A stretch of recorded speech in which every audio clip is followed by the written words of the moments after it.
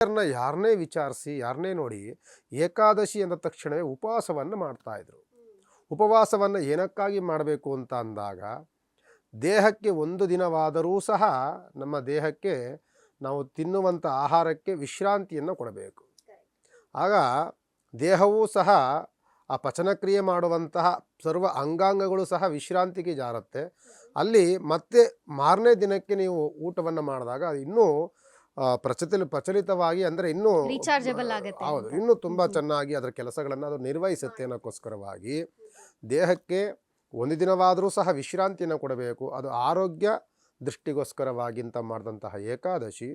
ಎಲ್ಲರೂ ಸಹ ಏಕಾದಶಿ ದಿನದಂದು ಆದಷ್ಟು ಸಹ ನೀರನ್ನು ಸೇವಿಸುತ್ತನೋ ಅಥವಾ ಹಾಲು ಹಣ್ಣುಗಳನ್ನು ಸೇವಿಸುತ್ತನೋ ಆದಷ್ಟು ಸಹ ಉಪವಾಸವಾದ ದಿನವನ್ನು ಆಚರಣೆಯನ್ನು ಮಾಡ್ತಿರ್ತಾರೆ. ಅದು ವಿಷ್ಣುವಿನ ಧ್ಯಾನ ವಿಷ್ಣುವಿನ ಸ್ಮರಣೆಯ ಮುಖಾಂತರದಲ್ಲಿ ಭಗವಂತನ ಒಂದು ಆಚರಣೆಗೆ ಮಾಡುವಂತಹ ಒಂದು ಕೈಂಕರ್ಯ, ಒಂದು ವ್ರತ, ಒಂದು ಪೂಜೆ ಅಂತ ಹೇಳ್ಬೋದು. ಅಂದ್ರೆ